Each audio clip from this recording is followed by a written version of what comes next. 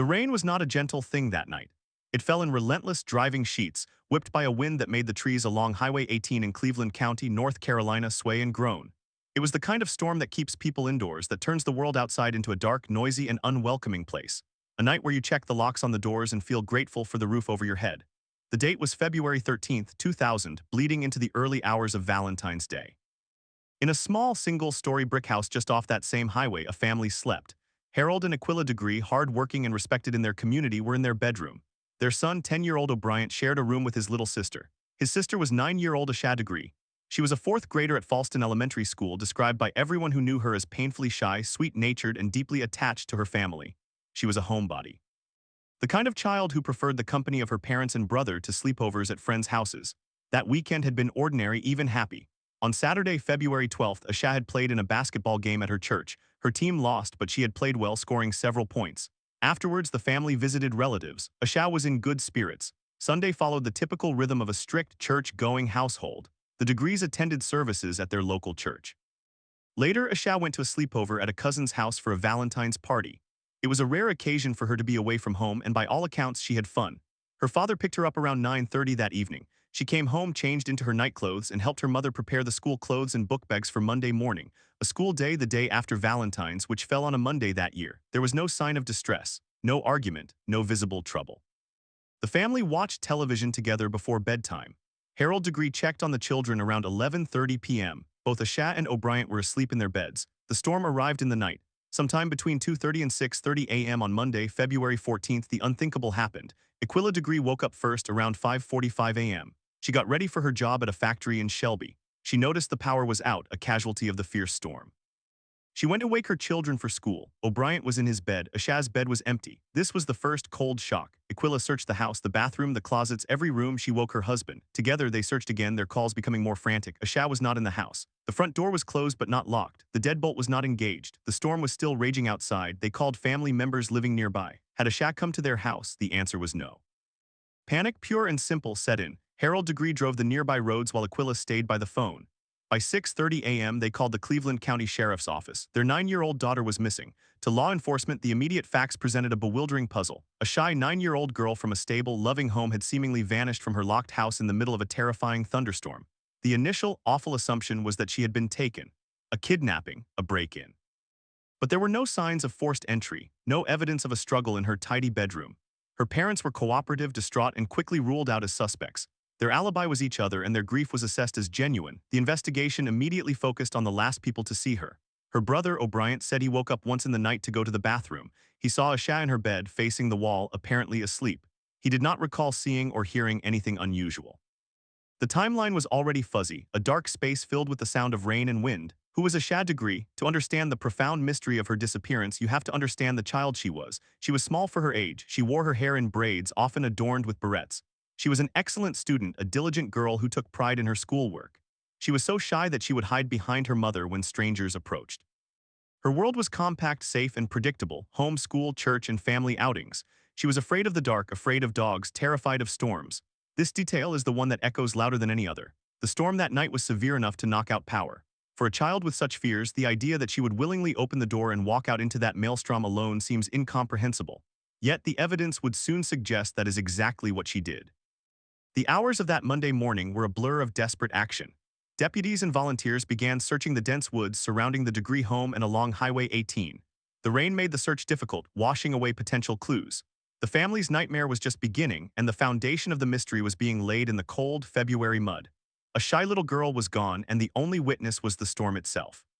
The search for Asha Degree began in the pre-dawn gloom of that Valentine's Day, a day now forever stripped of any romantic meaning for her family and community. Sheriff's deputies, their headlights cutting through the lingering rain, scoured the immediate area around the Degree home. Neighbors and family members joined, calling her name into the wet, gray morning. The initial assumption was that perhaps she had gotten disoriented, sleepwalked even, and was lost close by. Given her fears, the hope was that she was hiding somewhere nearby, scared but safe. But Asha was not found in the nearby woods or ditches. Then, as daylight fully broke and the investigation widened, a piece of critical information emerged from the storm. 2 separate motorists, truck drivers who had been on Highway 18 during the worst of the weather, came forward to report something they had seen. Their accounts were similar and chilling. The first driver stated that around 3:45 a.m. as he was traveling south on Highway 18, he saw what he believed to be a small child walking north, away from the Degree home and toward the town of Shelby. He said the figure was wearing a white dress or nightgown. Startled, he turned his truck around at a nearby church parking lot to go back and check. By the time he returned to the spot, the figure was gone. He assumed perhaps it had been a trick of the rain and his fatigue, or maybe it was just someone's dog. He continued on his route. A second truck driver reported a similar sighting about an hour later between 4:15 and 4:30 a.m.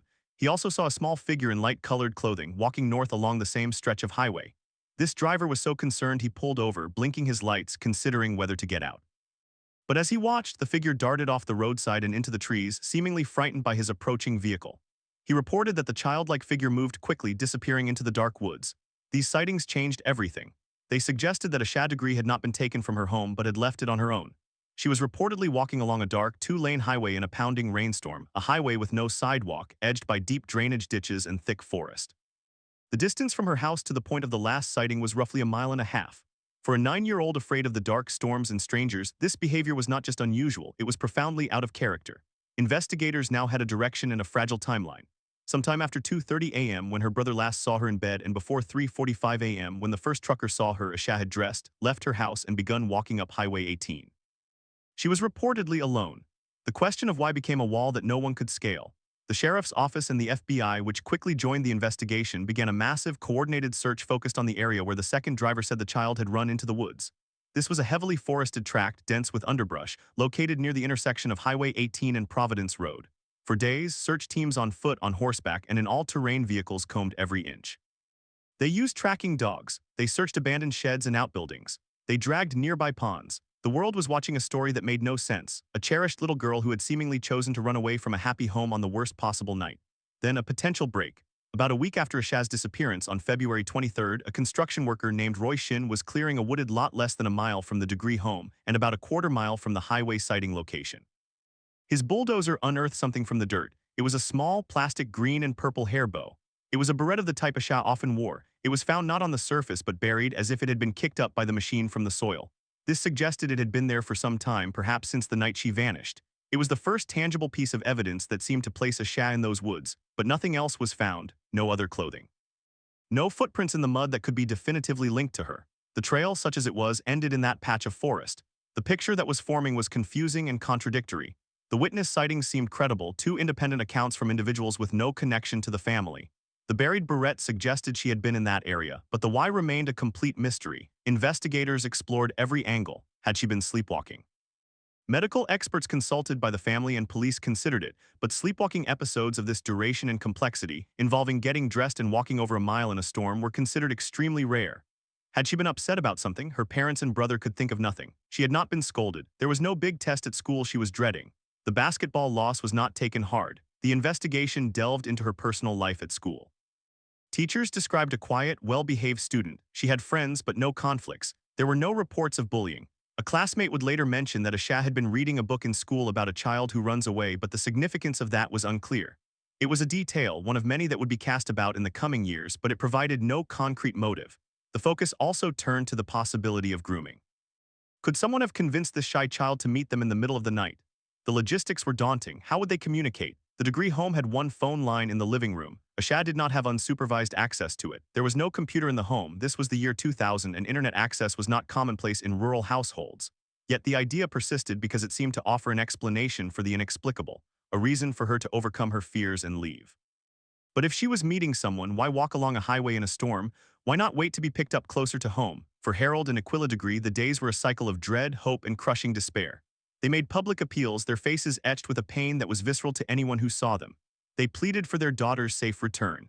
They maintained their belief that Asha would not have run away voluntarily. They held on to the possibility that someone had taken her, that the sightings were wrong, that their little girl was somewhere, scared but alive, waiting to be found. The search along Highway 18 had yielded the beret and the two sightings, but no Asha. The case was already growing cold, the initial flood of tips slowing to a trickle. Then, over a year later, a discovery was made that would deepen the mystery and send the investigation in a startling new direction. For over a year, the investigation into Asha Degree's disappearance moved through the grim, slow channels of a cold case. The initial frenzy had subsided. The search teams had gone home. The national media attention had faded, though local newspapers and TV stations in North Carolina kept her face in the public eye. Harold and Aquila Degree lived in a state of suspended animation, waiting for a phone call, any call that would bring an answer. The leads had dried up. The case was at a standstill, defined by that single haunting question: why would she leave? Then on August 3, 2001, 18 months after Asha vanished, a construction crew was working on a highway project in Burke County, North Carolina. This was not in Cleveland County where Asha lived. This was over 30 miles north of her home and in the opposite direction from where she was seen walking. A worker named Damian Mills was operating a backhoe, digging a trench for a new road off Highway 18, a different Highway 18, one that runs through Burke County. His machine dug up a strange, bulky object from the dirt. It was wrapped in two black plastic garbage bags, which were themselves inside a black vinyl drawstring bag. The crew called the Burke County Sheriff's Office. Deputies arrived and carefully opened the bundle. Inside, they found articles that would send a shockwave through the stalled investigation. There were children's clothing, a pair of jeans, a red and white long-sleeve shirt with the word New York on it, white tennis shoes, and a pair of black patent leather dress shoes. There were also several books, including a Dr. Seuss book and a specific children's novel, and most significantly, there was a pencil case with Asha Degree's name handwritten on it in marker. The bundle had been buried. It was not simply tossed into the woods. Someone had taken the time to dig a hole and conceal it. The location was remote, a wooded turnout about a mile from the nearest house, on a stretch of road that was not heavily traveled. The items were not weathered or sun-bleached as if they had been on the surface for a year and a half. They were preserved, some even still folded, suggesting they had been shielded from the elements since soon after her disappearance. The discovery of the backpack changed everything. First, it confirmed in the most concrete way possible that Asha had not simply gotten lost in the woods near her home. Her belongings had been transported at least 30 miles away. Second, the manner of its concealment strongly pointed to foul play. This was not the act of a child. This was the act of someone who was hiding evidence. The FBI's evidence response team descended on the site. The entire area was treated as a crime scene. The bag and its contents were sent to the FBI laboratory in Quantico, Virginia, for exhaustive analysis. Every item was scrutinized for DNA, for hairs, for fibers, for any clue that could point to who put it there. The clothing offered some puzzles. The New York shirt was not an item her parents recalled her owning. They were certain she did not have such a shirt. This suggested that perhaps she had been given a change of clothes by someone after she left home. The other items, like the black dress shoes, were identified as hers. The books were a focal point. One was a specific children's novel. Investigators tracked its origin. It was determined that the book had come from the Falston Elementary School library, but it was not checked out to Asha Degree. It was checked out to another student. How did it get into her backpack? Had she borrowed it from a friend? Had someone else placed it there? This detail created a frustratingly vague connection to her school environment. But the most critical piece of evidence from the backpack was not immediately visible. Years later, in 2008, advanced forensic techniques revealed something the initial examination had missed. On one of the items inside the bag, the specific item has never been publicly disclosed by law enforcement. Investigators found a single unidentified hair. It was not Asha's. It was not from anyone in her family. It belonged to an unknown male. This was the first potential biological link to a possible abductor. The discovery of the backpack transformed the official theory of the case. While the initial sighting reports were still considered credible, the buried backpack 30 miles away led investigators to conclude that Asha had likely met with foul play very soon after she was last seen on the highway. The prevailing theory became this: Asha left her home for reasons unknown. She was walking along Highway 18 in Cleveland County. Someone driving along that road saw her, stopped, and abducted her. That person then drove her north, possibly across county lines, murdered her, and disposed of her body in an unknown location. Later, they buried her backpack in Burke County to dispose of the evidence. The community, which had held out hope that Asha was alive somewhere, was devastated by this implicit conclusion. The search efforts now shifted from looking for a living girl to searching for a body, though no official declaration of death was made. Investigators used the location of the backpack as a focal point, searching the surrounding forests, fields, and lakes in Burke County. Again, nothing was found. No Asha, no other evidence. For the Degree family, the backpack was a double-edged sword. It was proof that someone else had been involved, validating their long-held belief that she had not simply run away. But it also solidified the likelihood that she was dead. Their public pleas now carried an even heavier tone of grief and a demand for justice. They began to focus on the unknown shirt. They distributed flyers with a picture of a similar New York shirt, hoping someone would remember selling it or seeing it or knowing who might have given it to Asha. The case was now clearly a kidnapping and likely a homicide investigation. But without a crime scene, without a body, and with only a buried bundle of belongings and a single unidentified hair, the path forward was opaque. The investigation entered a new, even more frustrating phase, one defined by a small collection of physical evidence, a timeline that didn't add up, and a motive that remained completely hidden. With the discovery of the buried backpack, the investigation into Asha Degree's disappearance solidified into a criminal case. but one built on a foundation of profound contradictions. The timeline, the evidence, and the psychology of the victim refused to align into a clear narrative. Investigators were left with a series of facts that seemed to pull in different directions, creating gaps and inconsistencies that have defined the case for over 2 decades. Let's walk through the timeline as it is understood, knowing that each point contains its own mystery. The last confirmed sighting of Asha inside her home was by her brother, O'Brien, sometime around 2:30 a.m. He saw her in bed, apparently asleep. The power was still on. The storm was either just beginning or had not yet reached its peak. Sometime between 2:30 a.m. and 3:45 a.m., Asha left her home. She dressed in clothes her parents later described: a white long-sleeve t-shirt, white jeans, and white sneakers. She also took her black patent leather shoes, her backpack, and a small purse. She did not take a coat, an umbrella, or a flashlight. She exited, it is believed, through the front door, closing it behind her but not locking the deadbolt. She then walked north along Highway 18, a journey of about a mile and a half from her doorstep to the location of the first trucker's sighting. The first motorist sighting comes at approximately 3:45 a.m. This is a critical anchor point.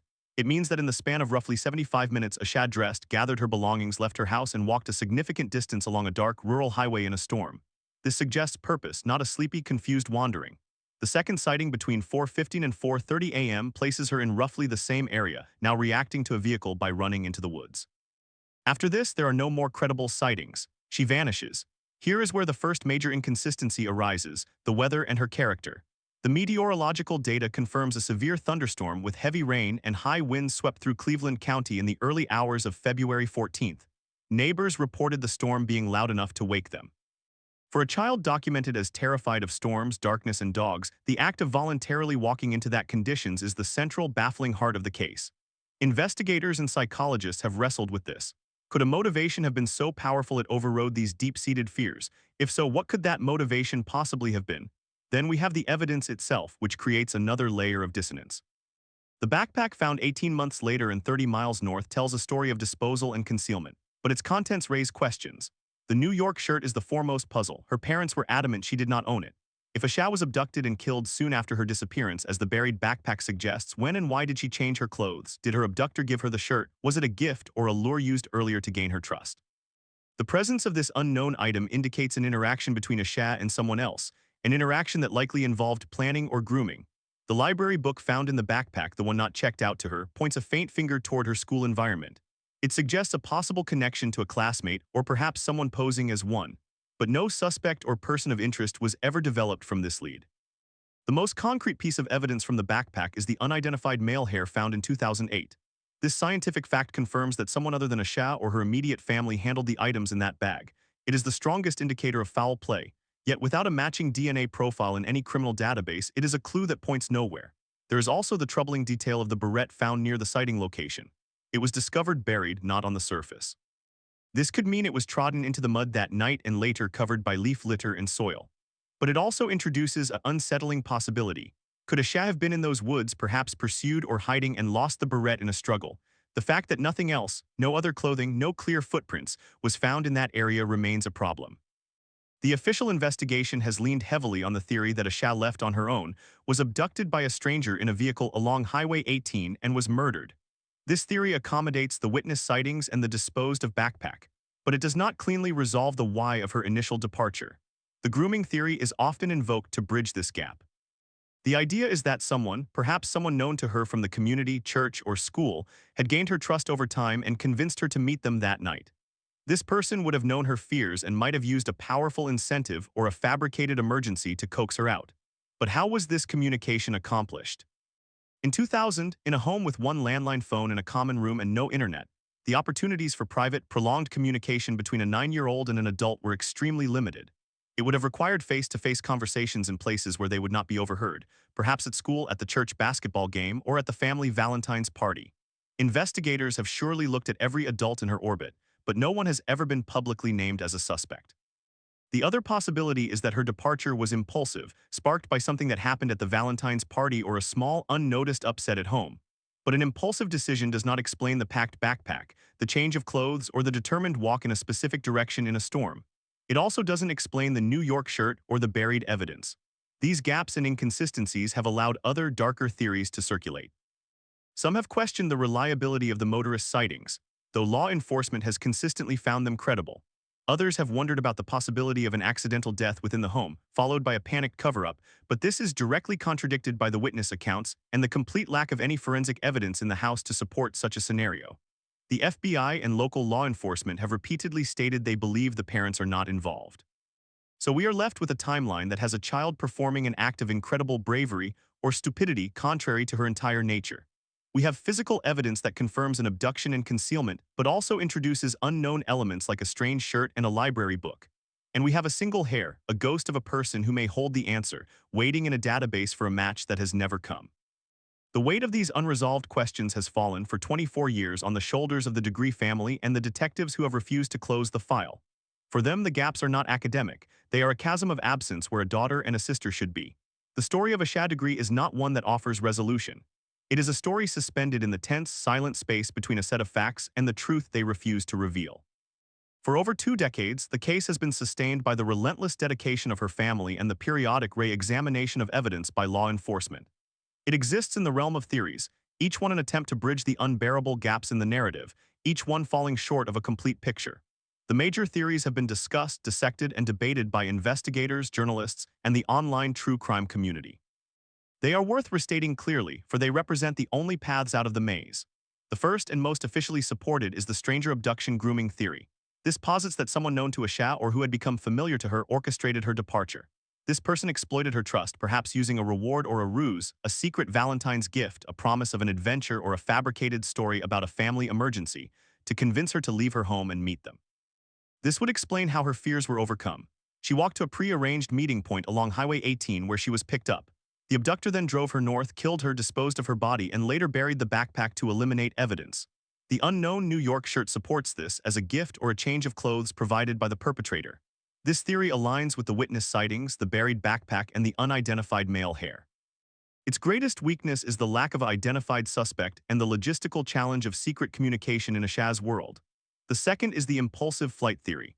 This suggests that something minor yet deeply upsetting to Asha occurred, a shame over the basketball loss, a remark at the sleepover, a small reprimand from her parents she took to heart that prompted her to run away in a moment of childish despair.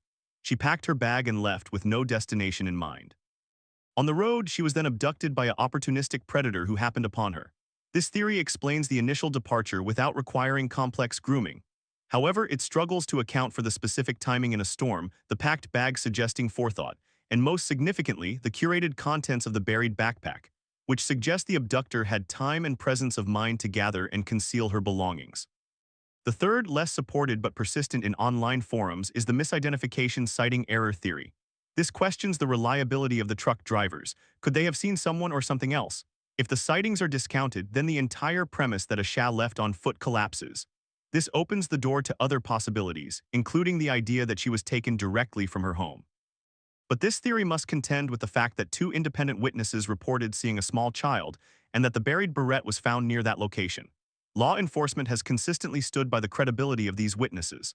Throughout all of this, the Degree family has refused to let Asha's memory become a cold case file. Aquila and Harold Degree have transformed their grief into a campaign of relentless advocacy. Every year on February 14th, they hold a vigil. They give interviews, their faces aging but their message unchanging. Please come forward. They have worked with the National Center for Missing and Exploited Children. In 2016, on the 16th anniversary, law enforcement and the family held a press conference to announce a new reward and to release 2 new pieces of information in hopes of jogging someone's memory. First, they released a sketch of a possible suspect vehicle.